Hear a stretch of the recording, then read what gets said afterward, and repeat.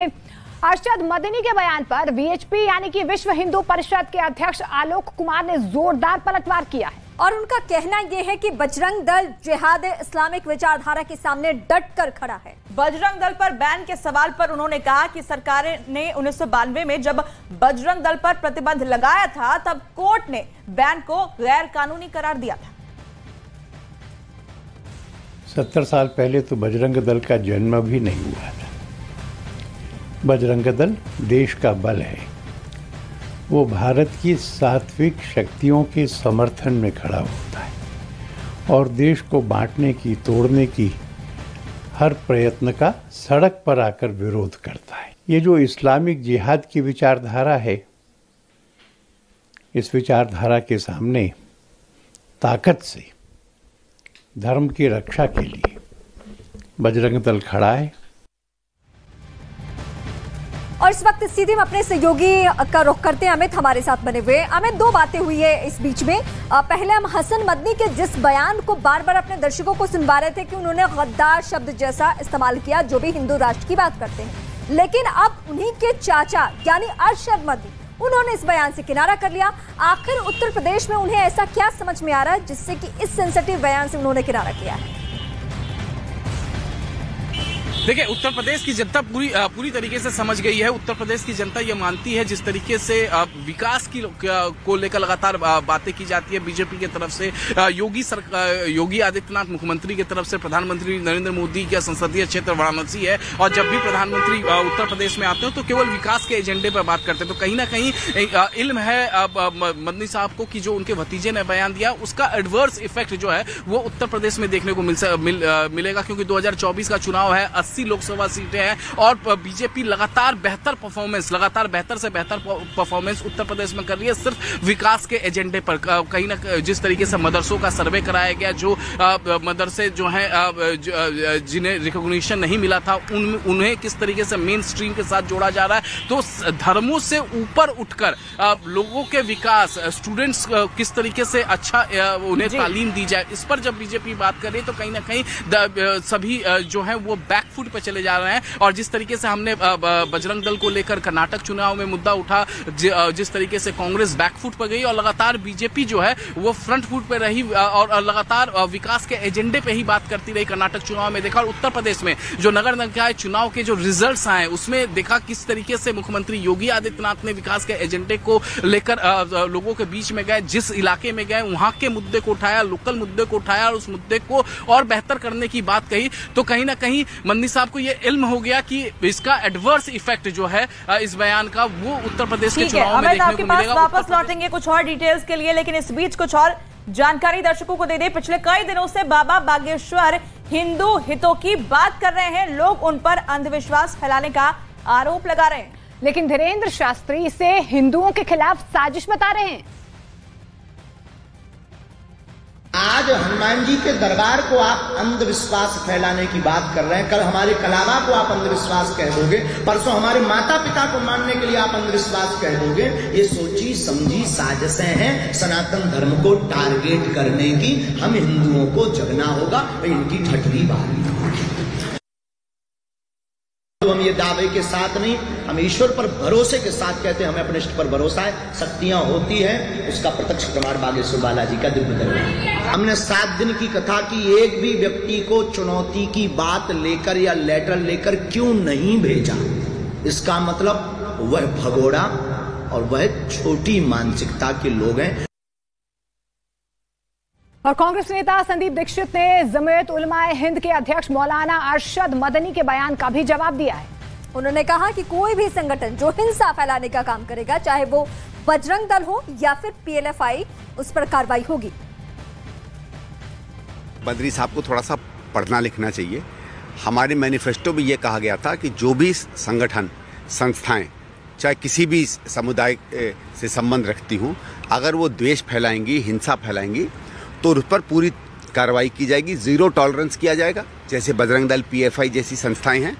और अगर ज़रूरत पड़ेगी तो बैन लगाया जाएगा। तो बैन की बात कहीं नहीं कही थी। दूसरा, मैं अरशद मदनी जी से बात करता हूँ। 70 साल कांग्रेस के कारण ही इस देश में सेकुलरिज्म रहा है। इन्होंने खुद क्या किया भाई? और जिस पार्टी के ये इतने सगे बनते हैं उस पार्टी के नेताओं ने क्या किया है पिछले 10 साल में, 20 साल में? उन्होंने क्यों नहीं बैन कर दी बजरंग दल? वो तो उन्हीं के प्रदेश में, जिन प्रदेश से आते सबसे बड़ा बवाल मचा था कि आप मुझे बताइए 77 में जनसंघ के साथ किसने सरकार बनाई थी? यही मदनी के यारों ने तो बनाई थी। और हसन मदनी के जिस बयान पर इतना बवाल मचा हुआ है, बात इतनी आगे बढ़ी, एक बार फिर से वो बयान सुनवाते हैं। उन लोगों को गद्दारी का सर्टिफिकेट नहीं दिया जाता जो आज इस मुल्क के अंदर ये आवाज लगा रहे हैं कि इस मुल्क को हिंदू स्टेट बनना चाहिए। इस मुल्क को हिंदू स्टेट बनाने के लिए जो कोशिशें कर रहे हैं, असल गद्दार वो है इस देश के, जो देश के अंदर रहकर इस मुल्क को हिंदू स्टेट बनाने की बात कर रहे हैं। अगर वो हिंदू स्टेट की बात कर रहे हैं और वो गद्दार नहीं है, मुसलमान अगर इस्लामी देश की बात करेगा वो गद्दार कैसे हो जाएगा? तो एक बार फिर से आपने वो बयान सुना जिस पर इस वक्त हंगामा हो रहा है। अमित हमारे सहयोगी लगातार बने हुए, एक बार फिर से उनका रुख करते हैं। अमित, राजनीतिक प्रतिक्रियाएं भी इस बयान पर आ रही हैं, क्या कुछ अलग अलग पार्टी की तरफ से अभी तक इस बयान के बाद कहा गया है? अगर वो जानकारी आप दर्शकों तक पहुंचा सके। देखिए, बीजेपी के नेताओं से मेरी बातचीत हुई है, योगी सरकार के मंत्रियों से बातचीत हुई है और उनका साफ साफ ये कहना था कि इस तरीके से सांप्रदायिक जो बयान देते हैं उनको तरजीह नहीं देनी चाहिए और उनकी चर्चाएं नहीं करनी चाहिए, क्योंकि इस तरीके के बयान से केवल समाज में बंटवारा होता है और दो धर्मों की में बंटवारा होगा। लिहाजा सिर्फ विकास के एजेंडे पर बात किया जाए कि किस तरीके से बच्चों को अच्छी शिक्षा प्रदान किया जाए, किस तरीके से लोगों की आर्थिक मदद हो, किस तरीके से लोगों को सामाजिक मदद हो, इस पर ध्यान दिया जाए। बीजेपी के नेताओं का साफ साफ ये कहना है। तो वहीं हमने देखा किस तरीके से संदीप दीक्षित खुद, जो कि कांग्रेस के नेता है, और वो खुद किस तरीके से क्रिटिसाइज कर रहे हैं मदनी के इस बयान को। अब अगर हम साधु संतों की बात करें तो जो अयोध्या के साधु संत है वो भी लगातार क्रिटिसाइज कर रहे हैं और मदनी साहब से सवाल पूछ रहे हैं कि जो जब 75 साल पहले देश का बंटवारा हुआ था तो उस दौरान भी तो धर्म के नाम पर किया गया था, तो अब जो 80% से ज्यादा जनसंख्या है वो देश की, वो इस वक्त हिंदुओं की है। इस वजह से बागेश्वर धाम जो है हिंदू राष्ट्र की वो बात करते हैं। और चूंकि बागेश्वर धाम जो है वो एक सनातन धर्म के प्रचारक हैं, तो वो कथा करते हैं, तो वो अपने धर्म को लेकर लगातार लोगों को बीच में जागरूकता फैलाते हैं। इस तरीके से और बिल्कुल अमित, और इस बात का भी जिक्र बार बार धीरेन्द्र शास्त्री कर रहे हैं कि अभी तो हिंदू जागा है, लेकिन इस बीच विश्व हिंदू परिषद के नेता विनोद बंसल ने मदनी के साथ साथ कांग्रेस पर भी करारा हमला बोला है और उनका कहना है कि मदनी जैसे नेताओं को अपनी जमात के साथ पाकिस्तान और बांग्लादेश चले जाना चाहिए था, लेकिन कांग्रेस की तुष्टीकरण की नीति के कारण देश आज आतंकवाद को झेल रहा है। कांग्रेस की ये तुष्टीकरण की नीति के कारण ही आज देश आतंकवाद के दंश को झेल रहा है। मौलाना मदनी को इस बात को सोचना चाहिए था कि राष्ट्रवादी संगठनों पर जब जिसने भी उंगली उठाई है, जब कीचड़ उछाली है, उस दलदल में खुद फंसे। बयान के बाद बवाल मचा हुआ है। मदनी के बयान के बाद ऐसी प्रतिक्रिया आना स्वाभाविक भी थी और एक एक करके वो बयान हम आपको सुनवा भी रहे हैं, लेकिन सबसे ज्यादा नाराजगी सनातन को मानने वाले उन साधु संतों में है जिसको आजादी है अपने धर्म के बारे में विस्तार करने की, अपने धर्म के बारे में प्रचार करने की, और अगर उनकी कुछ निजी भावना है तो उसे भी वो जाहिर कर सकते हैं। लेकिन हसन मदनी का जो बयान सामने आता है, उस बयान से बौखलाहट, गद्दारी जैसे शब्दों का अगर वो इस्तेमाल करते हैं तो बहुत कुछ समझ में आता है, क्योंकि इसी तरीके से वो लोग राजनीति करते रहे हैं। तो बड़ी खबर हम आपको लगातार बता रहे हैं कि इस तरीके से हसन मदनी का बयान सामने आया जिसमें उन्होंने सीधे सीधे निशाने पर लिया है उन लोगों को जो हिंदू राष्ट्र की मांग करते हैं। और हिंदू राष्ट्र की मांग कौन कर रहा है? तो बाबा बागेश्वर, जो कि अलग अलग जगहों पर जाकर जब अपनी कथा करते हैं तो वो बार बार इस बात को दोहराते हैं कि भारत हिंदू राष्ट्र है, बस घोषणा होनी बाकी है, और इसी बयान को लेकर मुद्दा बनाया जा रहा है। और इस बीच देखिए, मदनी के बयान पर भूचाल आ चुका है। संत महासभा के राष्ट्रीय अध्यक्ष स्वामी चक्रपाणी महाराज ने भी मदनी और कांग्रेस पर जोरदार पलटवार किया है। उनका कहना है कि अगर 70 साल पहले कांग्रेस ने भारत को हिंदू राष्ट्र घोषित कर दिया होता तो आज बजरंग दल की जरूरत ही नहीं पड़ती। वही उन्होंने मदनी से पूछा है कि उन्हें बजरंग दल से इतना दिक्कत क्यों है, इतनी दिक्कत क्यों आ रही है। 70 साल पहले कांग्रेस अगर देश को हिंदू राष्ट्र घोषित कर देती तो शायद बजरंग दल की आवश्यकता नहीं पड़ती। सवाल इस बात का है, भूत पिशाच निकट नहीं आवे, महावीर जब नाम सुना। बजरंगबली, जब हम लोग बच्चे सिखाए जाते थे बचपन में कि जब कोई ऐसी आपदा है तो हनुमान चालीसा पढ़ो। बजरंगबली की वही आवश्यकता है जहाँ पे आतंकवाद है, जहाँ पे अन्याय है, जहाँ पे अत्याचार है। अगर ये देश हिंदू राष्ट्र हो जाता तो आज लव जिहाद नहीं होता, आज हिंदू राष्ट्र हो जाता तो देश में आतंकवाद नहीं होता, तो एक राम राज्य होता यहाँ।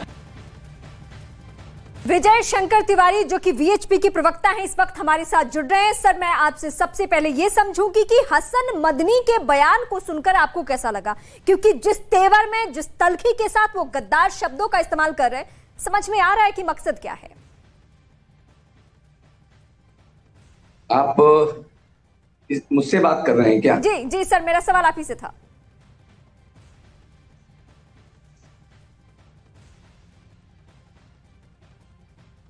सर, मेरा सवाल दोबारा से प्रश्न करेंगे? हाँ, मेरा सवाल सर आपसे ये था कि हसन मदनी ने जो बयान दिया है उसमें उनका तेवर, उनका तल्ख मिजाज और उनका जो लहजा है, गद्दार जैसे शब्द हैं, उससे बहुत कुछ समझ में आ रहा है। आप क्या कहेंगे इस बयान को लेकर? हाँ, मैं ये कहूंगा कि गद्दार जब उन्होंने कहा है तो ये सब जनता को पता है कि गद्दार कौन है। गद्दार वो हैं जो तिरंगा के सामने अपना सर नहीं झुकाते हैं। गद्दार वो हैं जो इस देश की मिट्टी में पले बड़े हैं और इसी मिट्टी के साथ गद्दारी करते हैं। गद्दार वो हैं जो इस मिट्टी पर उन्होंने जन्म लिया, जिस देश की गौ माता है और सारा के सारा देश गाय पर अपनी आस्था रखता है, उसी गाय को सड़क पर खड़े होकर काट देते हैं, उसी को खाते हैं। ये गद्दार हैं। गद्दार वो हैं जो श्री राम जन्मभूमि पर, उसको बाबरी मस्जिद कहते हैं। गद्दार वो हैं जो एक बाबर लुटेरा जिसने श्री राम जन्मभूमि के मंदिर को तोड़ा और आज भी उसको श्री राम जन्मभूमि की को बाबरी मस्जिद बोलते हैं, वो गद्दार हैं। गद्दार वो है जो ज्ञानवापी जो मंदिर है काशी विश्वनाथ का, उसको औरंगजेब ने तोड़ा और आज भी मानने के लिए तैयार नहीं है कि औरंगजेब ने तोड़ा और यहाँ पर भगवान शिव का मंदिर है। गद्दार वो हैं। यानी गद्दार वो हैं जो भारत की संस्कृति के साथ खिलवाड़ करते हैं और भारत में रहते हैं, भारत का खाते हैं और भारत के साथ ही गद्दारी करते हैं, वो गद्दार हैं। गद्दार वो हैं जो भारत की माँ बेटियों के साथ लव जिहाद करते हैं और भारत की माँ बेटियों के साथ दुर्व्यवहार करते हैं, वो गद्दार हैं। गद्दार वो हैं जो भारत की जो भूमि है, जो वर्षानुवर्ष की भूमि भारत की है, उसको वक्फ में शामिल करते हैं, गद्दार वो हैं। तो गद्दार कौन है ये देश को आज बताने की जरूरत नहीं रह गई। विजय शंकर जी, मैं वापस आपके पास लौटूंगी, आपसे सवाल भी करूंगी, लेकिन एक बार दर्शकों को एक बार फिर से वो बयान सुनवा देते हैं। क्या कुछ कहा गया है हसन मदनी की तरफ से, एक बार फिर से सुनिए। उन लोगों को गद्दारी का सर्टिफिकेट नहीं दिया जाता जो आज इस मुल्क के अंदर ये आवाज लगा रहे हैं कि इस मुल्क को हिंदू स्टेट बनना चाहिए। इस मुल्क को हिंदू स्टेट बनाने के लिए जो कोशिशें कर रहे हैं, असल गद्दार वो है इस देश के, जो देश के अंदर रहकर इस मुल्क को हिंदू स्टेट बनाने की बात कर रहे हैं। अगर वो हिंदू स्टेट की बात कर रहे हैं और वो गद्दार नहीं है, मुसलमान अगर इस्लामी देश की बात करेगा वो गद्दार कैसे हो जाएगा?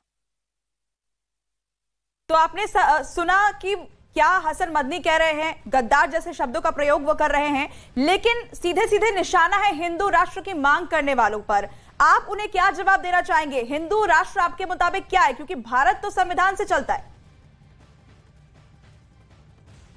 देखो, भारत जो हिंदू राष्ट्र की बात हम करते हैं, 80% इस देश में हिंदू रहता है और स्वाभाविक है, ये हम बार बार एक बात कह चुके हैं, ये सांस्कृतिक राष्ट्र के रूप में हिंदू राष्ट्र की बात करते हैं। संवैधानिक रूप से जो नाम चलता है वही चलता है, इस पर कोई बड़ा विमर्श भी नहीं खड़ा होता। और कहीं तो आपने देखा नहीं होगा कि लोग हुजूम निकाल करके लगे हुए हैं कि नहीं, इस देश को हिंदू राष्ट्र नहीं बोलोगे और संविधान में नहीं डालोगे तो हम बर्बाद कर देंगे देश को। ऐसा कोई नहीं है। ये संतों की भूमि है, भारत गंगा की भूमि है, भारत गौ की भूमि है, भारत गीता की भूमि है। और जब ये गीता की भूमि है, गौ की भूमि है, गंगा की भूमि है, तो स्वाभाविक रूप से ये जो नाम है ये हिंदू राष्ट्र के लिए ही सुशोभित होते हैं। जहां तक बात संवैधानिक, बाकी जो चल रहा है नाम, ये हमारे देश का संवैधानिक नाम है। देश संविधान से चलता है, ये शरिया से नहीं चलता है, ये संविधान से चलता है। न ये संविधान को न मानते, न ये देश को मानते हैं, भारत की जो भूमि है उसको नहीं मानते, हिंदुओं की भावनाओं को नहीं मानते हैं। तो ये जिस देश में जा गए हैं, आप देख लीजिए, Australia, America, China, France, Britain, जिस देश में जा रहे हैं उस देश के साथ गद्दारी करना इनके स्वभाव में है। और जहां तक जो राष्ट्र है वो ये हिंदू राष्ट्र सांस्कृतिक रूप से था, सांस्कृतिक रूप से है। और जैसे एक व्यक्ति, कई बार दो नाम होते हैं, गांव का नाम होता है, एक सर्टिफिकेट का नाम होता है। सर्टिफिकेट का नाम जो है वो हमेशा सब जगह प्रशासकीय शासकीय सिस्टम में चलता है, लेकिन गांव का जो नाम है, जो किसी का परिवार में नाम दिया जाता है, पड़ोसी उसका गांव नाम बोलते हैं, गांव के लोग बोलते हैं, उसको आप असंवैधानिक बोल देंगे क्या? उसको असंवैधानिक नहीं बोलेंगे। तो हिंदू राष्ट्र वैसे ही नाम है कि इसको आप असंवैधानिक नहीं बोल सकते, ये ठीक है। संविधान में जो नाम है, विजय शंकर जी सवाल इसलिए खड़े हो रहे हैं क्योंकि हसन मदनी के चाचा हैं, उनकी तरफ से भी एक बयान दिया गया है, वो भी बजरंग दल को लेकर। जमीयत उलमाए हिंद के जो अध्यक्ष हैं मौलाना अरशद मदनी, उन्होंने बजरंग दल के मुद्दे पर न्यूज 18 इंडिया से खास बातचीत की। इस दौरान उन्होंने कहा है कि कर्नाटक चुनाव में कांग्रेस की बात को जनता ने कबूल किया है। ऐसे में अगर कांग्रेस अपने वादों से मुकरती है तो दूसरे राज्यों के चुनाव में जनता उन्हें जवाब देगी।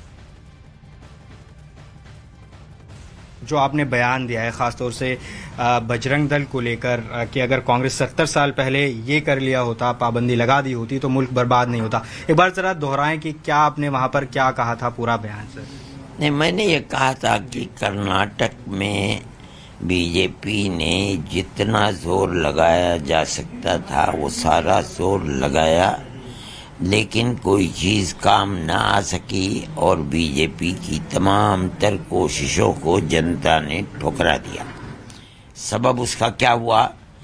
कांग्रेस ने जो बातें कही जनता ने उसको कबूल किया।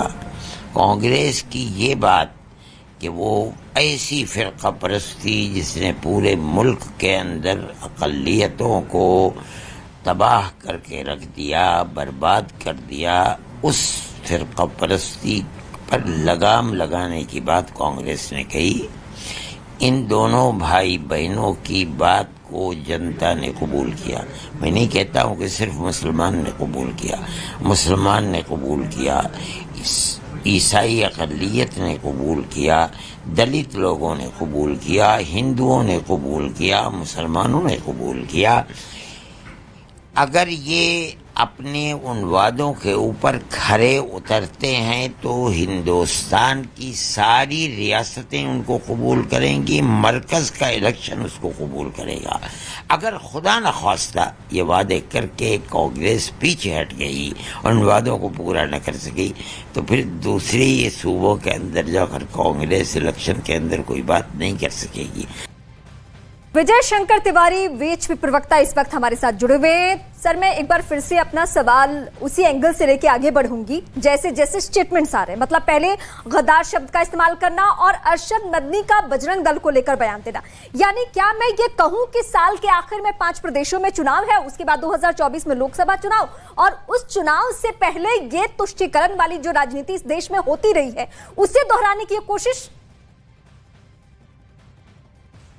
नहीं, देखो ऐसा है कि बजरंग दल 1984 में बजरंग दल का गठन हुआ। हाँ। आप इनकी भाषा सुनिए कि बहुत पहले 70 साल पहले बजरंग दल पर बैन लग जाना चाहिए था, तब बजरंग दल था ही नहीं। तो हम कहते हैं जब मोपलाओं, ये जो मोपला कांड हुआ और हिंदुओं के 25,000 से ज्यादा हिंदुओं की हत्या हुई, उस समय बजरंग दल था क्या? जब खिलाफत आंदोलन भारत में हुआ और लाखों लाख हिंदुओं के ऊपर अपघात हुआ, मारे गए लोग, तब बजरंग दल था क्या? तब बजरंग दल था नहीं था। बजरंग दल 1984 में आया। अभी इनको संकट क्या है कि अभी आपने पीछे देखा होगा कि उमेश कोले और कन्हैया की हत्या गला काट कर की गई, धड़ से सर जुदा करने का पूरा अभियान चला सारे देश में। अगर कहीं कोई भी इस प्रकार की बात का को स्वीकार कर लेता था, लाइक कर देता था, उसका समर्थन कर देता था, तो उसके पास फोन पहुंच जाते थे कि हम धड़ से सर जुदा कर देंगे, ऐसे विषयों का आप समर्थन मत करिए।